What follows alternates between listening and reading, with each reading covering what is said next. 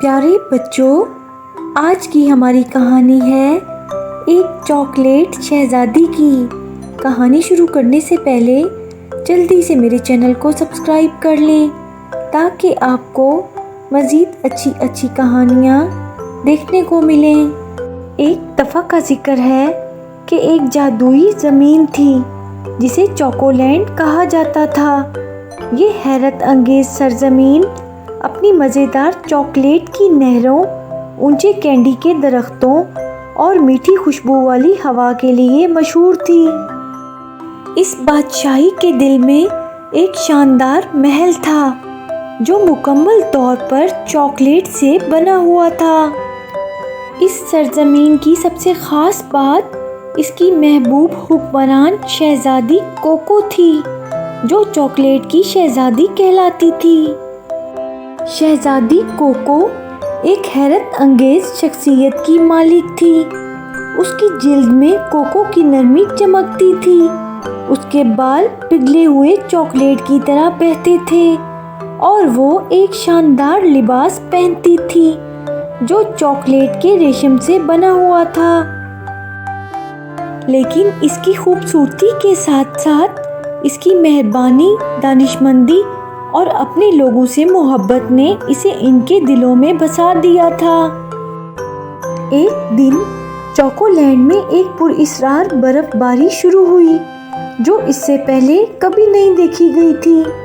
گرم خوشبودار ہوا سرد ہو گئی اور میٹھی چاکلیٹ کی نہریں جمنا شروع ہو گئیں۔ کینڈی کے درخت ٹوٹنے لگے۔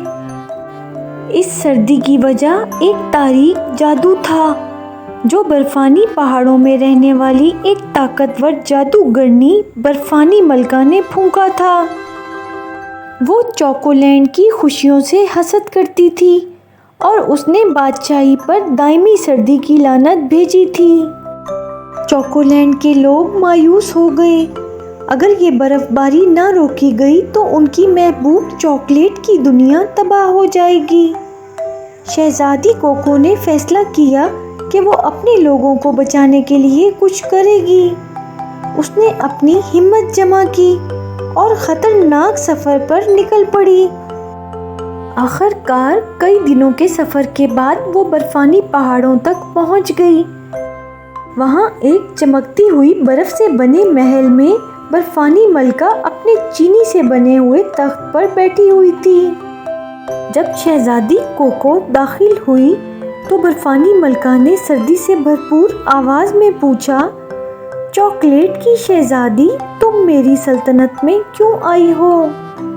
شہزادی کوکو نے بہادری سے جواب دیا، میں آپ سے یہ درخواست کرنے آئی ہوں کہ آپ نے میری بادشاہی پر جو لعنت ڈالی ہے اسے ختم کر دیں۔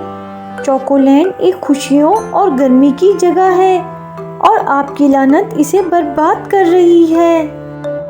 برفانی ملکہ نے ہنس کر کہا، مجھے تمہاری گرمی اور خوشی کی کیا پرواہ؟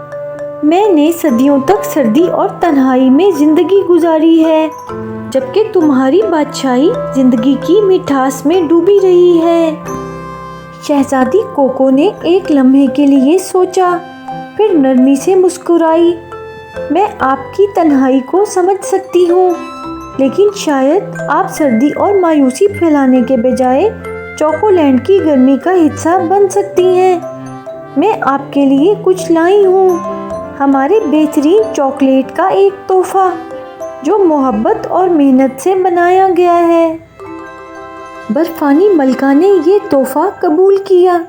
جیسے ہی اس نے چاکلیٹ کا ایک ٹکڑا کھایا، یہ اس کے منہ میں پگھل گیا اور صدیوں کی سردی کا اثر اس کے دل سے ختم ہونا شروع ہوا۔ بہت عرصے بعد برفانی ملکہ پہلی بار حقیقی خوشی سے مسکرائی۔ شہزادی کوکو کی مہربانی سے متاثر ہو کر برفانی ملکہ نے لعنت ختم کر دی۔ جس برف نے چوکو لینڈ کو جکڑ رکھا تھا وہ پگھلنے لگی اور چاکلیٹ کی نہریں دوبارہ بہنے لگیں۔ کینڈی کے درختوں نے اپنی رنگینی واپس حاصل کی اور ہوا میں پھر سے چاکلیٹ اور خوشی کی خوشبو پھیل گئی۔ چوکو لینڈ کے لوگوں نے خوشی منائی۔ शहजादी कोको एक हीरो की तरह वापस आई, लेकिन वो अकेली नहीं आई।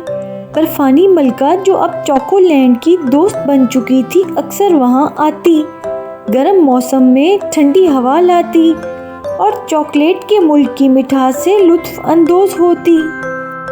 चॉकलेट की शहजादी ने मोहब्बत से अपनी बादशाही पर हुकूमत की और चोकोलैंड हमेशा के लिए खुशियों और मिठास की सरजमीन बन गया।